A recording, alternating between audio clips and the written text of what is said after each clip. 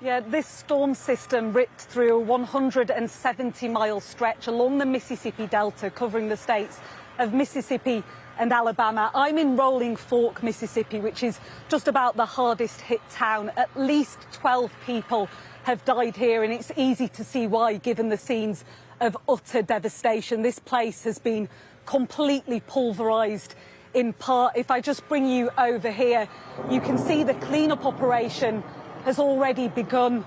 That crane over there is moving in to clear an area which was once the supermarket here. Not that you would know. Earlier today, 2 bodies were found in the remains of that structure. I've been hearing all day tales of death and damage, but also of survival. As day breaks in Rolling Fork, Mississippi, there is no question of the path this tornado took. Mounds of wood and corrugated iron bear little resemblance to what once stood here. A diner, a motel and mobile trailers home to the poorest people in this community. All I could feel was blood running down my face, and it was raining. Loretta has just been discharged from hospital. Give all of the praises and the glory to the Most High and the Son, Yahweh Bashmi Al-Shai, Bashmi Al-Kwadash. And double honor to the apostles of the great millstone, as well as those giving the salutations towards y'all that are affording this ministry worldwide. And shalom to the Yakyam, Wakwaf Yum on the side of support we sing what we do. And it's your brother Laban coming at you with another video. And in this video here, I want to go over an incident which occurred, a great one, horrifying one at that, which pierced through the state of Mississippi in a particular city. And, as I've read in this before, 26 people passed on and died because of it. And as well as I've heard, as what I'll do is I'll play the video on this video right here, and you'll see what people are saying, right? And, pretty much, man, basically people have been saying that they've lost this and they've lost that and they've lost everything, etc., as I can remember. And, so there you pretty much have that right there. So, I mean, what's going on right now is that we're in a time of 2nd Edras, the 9th chapter. If you're paying close attention, and that's what I'm going to title this video, if you're paying close attention, then you can clearly see that we're actually seeing the scriptures come to pass. And that's one of them that I've quoted. I mean, and there's many other precepts that I'm going to go over anyway, and you're going to see what I'm talking about, and this is a beautiful time to be in, man. Like, there's a whole lot of things going on out here. You got these earthquakes keep coming, cyclones, floods, you name it, and as well as the uproars of the people at the same time. Exactly what Edras put it, in the book of Edras, or really as the Lord put it to Edras. When you see all of this happen, as in verse 3 puts it, therefore when there shall be seen earthquakes and uproars of the people in the world, then shalt thou well understand that the Most High spake of those things from the days that were before thee, even from the beginning. Verse 5, for like as all that is made in the world have a beginning and an end, and an end is manifest. And even so the times also of the highest have plain beginnings in the wonders and the powerful works, and endings in effect and signs. And everyone that shall be saved shall be able to escape by his works and by faith whereby you have believed. So now let's go down, because there's a particular verse that I want to read also. I think is in verse, or I might have read over it. So let's go back, and no, it's actually verse 2. And then shalt thou understand that it is the very same time wherein the highest will begin to visit the world which he made. So if we see these signs and these wonders coming, and which we do see these signs and wonders coming, okay, that Yahweh Shai spake. And what were these things that he told the disciples? He told them, look, when you see earthquakes in diverse places, and the perplexity of the people, then that's the time close enough when he's going to come to pass. Okay. Excuse me. When I meant to say the day of the Lord is going to come in the midst, and he's going to what? intervene into this room. Who am I talking about in this case? Yahweh Shai. So this is very well near and dear to us in these times, which is speaking, man. Okay, it's very well clear that this is very well the case, that Yahweh Shai is definitely on his way. All right. So what we're going through is the birth pains right now of the kingdom. So now let's get on to this.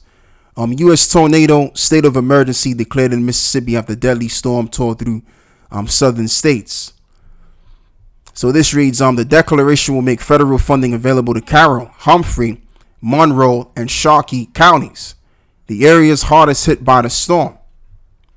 U.S. President Joe Biden has declared a state of emergency in Mississippi after a tornado killed at least 26 as it tore through the area. The declaration will make federal funding available to Carroll, Humphrey, Monroe, and Sharkey counties and place the hardest hit by the deadly storm on Friday. The places hardest hit by the deadly storm on Friday. Recovery crews are continuing to daunting tasks of sifting through the debris of flattened buildings, with dozens injuries and hundreds displaced. The massive storm left a trail of devastation in one of the poorest regions of the U.S. as it tore through several towns on its hour-long path. High winds flattened entire streets, obliterated houses, ripped a steeple off of a church, and toppled a municipal water tower. One man died when his trailer home flipped several times in Alabama. God, dog. Just imagine seeing the side of that. So this is what Biden says on Twitter, as you can see. So there you go. Reading on. Even as recovery starts, the risk remains of further severe weather, including high winds, large hailstones, and the possibility of more tornadoes in eastern Louisiana, south central Mississippi, and the south central Alabama. According to the data for the National Weather Service, the tornado reached gusts between 166 to 200 miles an hour. Damn, that's fast. Some powerful winds. So yeah, that's enough power to actually kill someone, man, and to knock out and to tear down constructions. All right, as you can see, this SUV got affected by it just a little bit through the glass. And just like I've said, I've watched a video on this, and people were saying that they've lost this and they've pretty much lost everything. You know, most of this particular part in Mississippi was destroyed. Okay, and let's not forget that ESO has their HARP program, and they're able to do cloud seeding and therefore able to manipulate the weather and create these so-called natural disasters.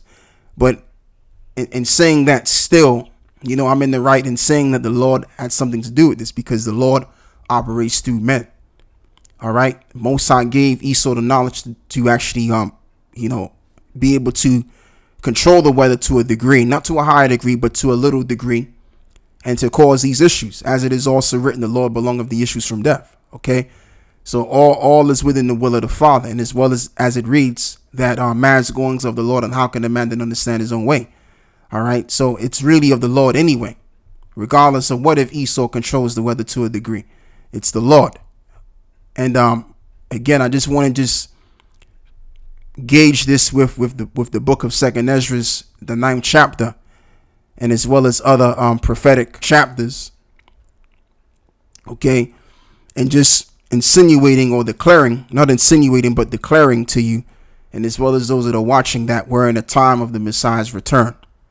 All right. So now what I want to do is I want to read the book of Matthew 24, verse 32.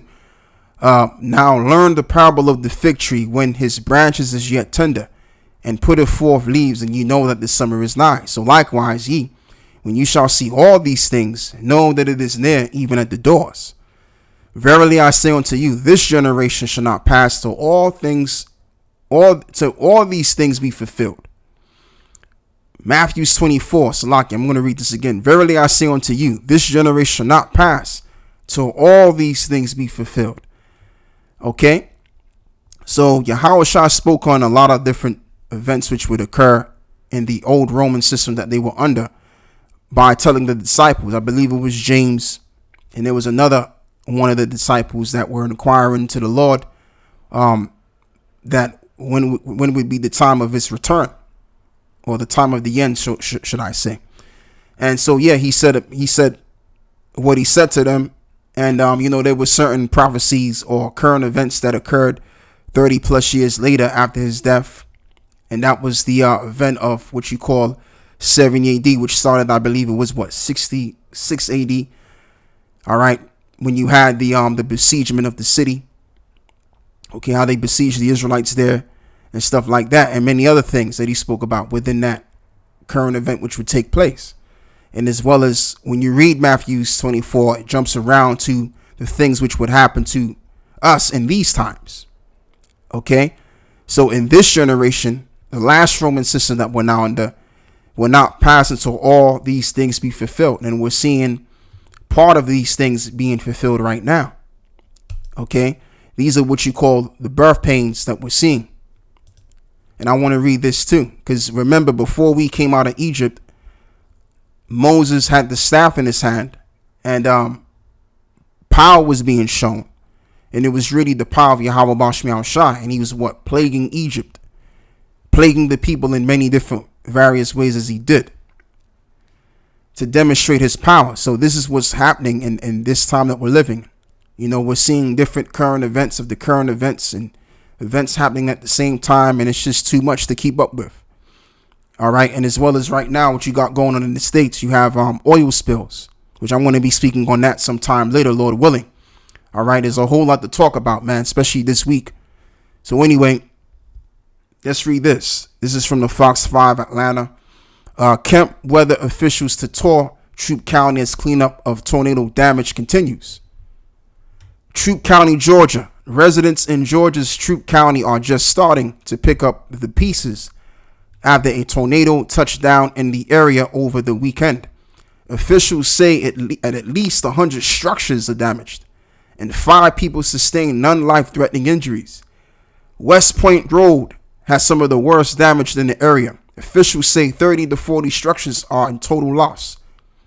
Monday, the National Weather Service will be back in West Georgia touring the storm damage. Governor Brian Kemp is also set to evaluate the damage in the area.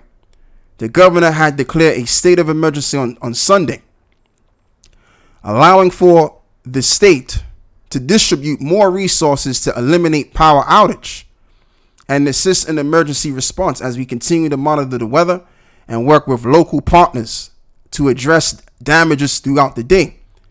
I ask all Georgians to join us in praying for those impacted, and the governor wrote on Twitter.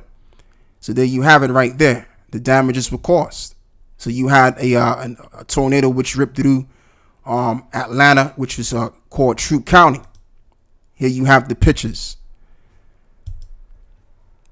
So just going back to what Edras said, or in the book of Edras, that's the Heavenly Father speaking to Edras. This is what he said. Therefore, when there shall be seen earthquakes and uproars of the people in this world. I should have read verse 2 first, but I'll read this though. Then shalt thou understand that it is the very same time wherein the highest will begin to visit the world which he made. And so all of this is happening today, right? These two things are happening at a frequent level today. Okay, so that means once again that Yahweh Shai is making his return, and as well as this is why what's it called? The Pentagon had declared a lie saying that there's like this mothership surrounding the solar system, right? And obviously maybe they're not lying. Maybe they are seeing something that is equivalent to what they say that they're seeing, because pretty much in this time period, we're also seeing a lot of chariots. People are, reporting on that. And there's a whole lot of things going on that we don't even know about, that the powers that be are privy to. And it's, it would be very well believable if they are seeing something of a larger scale of a ship coming, And, there was some footage that was aired out about how there's a gigantic ship which is as the size of the sun or something like that. So there's things that are being seen, but as well as, I'm very well aware, as the brother Amawang Gabar put it, they could very well be staging a false, and as they call it, alien invasion. All right. And the reason why they're doing all of this, because at the end of the deal, they know that sooner or later the Messiah is going to make a second return, and they got to prepare for that. But just going back to the topic of this video that I'm doing, things are happening around as what was foretold, to indicate, to speak to the prophets that, look, Yahushua is on his way. All right. So now let's go and read the book of 2nd Edras, the 9th chapter, some more. And we're going to read verse 4. And then shalt thou well understand that the Most High spake of those things from the days that were before thee, and even from the beginning. For like as all that is made in the world have a beginning and an end, the end is manifest. And as Habakkuk put it, in the end it shall speak and not lie. For the vision is yet for an appointed time, and the end shall speak and not lie. Had to say that correctly. So this is where we're at right now. We're in the times of the end speaking. And how is the end speaking? In other words, the prophecies that Yahushua spake of, these things are now being seen, and as well as what the Lord told to Ezra. Okay. So there you go. So now let's read this in 2nd Ezra 16 and 38. And I haven't read this in a long time. So now we're going to read, we'll begin by reading, let me see, verse 37. Behold, the plagues draw nigh, and are not slack. And when a woman with child in the 9th month bringeth forth her son, with 2 or 3 hours of her birth, great pains compass her womb, which pains when the child cometh forth, they slack not a moment. Even so shall not the plagues be slack to come upon the earth, and the world shall mourn, and sorrow shall come upon it on every side. So there you have it. That's all I need to read right there. So we're seeing different troubles going on around the world, which represents the different birth pains, and as well as he elaborated as what a woman goes through when she's about to give birth. Those pains keep coming. Those contraction pains keep coming and coming and coming. And when the child's delivered, then there's no remembrance of the pain that she went through. All right. So what's happening is in this time, the kingdom of heaven is about to be birthed in. Right. And then you have also in Israel, too. Can't forget about this. Let me raise this light up a little bit. In Israel, you have pretty much a whole population over there that's now taking a stand on the streets over this reform judicial plan. So this reads, Israeli Prime Minister Benjamin Netanyahu is set to speak on the Monday, according to Israeli media reports, as opposition grows to his bitterly contested plans to overhaul the country's judiciary. Netanyahu has been locked in talks with members of his far-right governing coalition, after reports early on Monday that he would announce a halt to his plans to change the judiciary. The judiciary overhaul, which would give the executive control over appointing judges to the Supreme Court and allow the government to override court rulings, has drawn mass protests for weeks. Israel's leading labor union, Histadrut, has announced a general strike, with its head saying that Israel had marched to the abyss. Netanyahu also dismissed the defense minister Yoav Gallant a day after Gallant spoke out against the planned judicial reforms on trial for corruption charges that he denies. Netanyahu has so far vowed to continue with the project, and a central part of the overhaul package was scheduled to be ratified in Parliament this week. So that's their problem. Their problem is that they're coming with a new form of way of justice, and it's to basically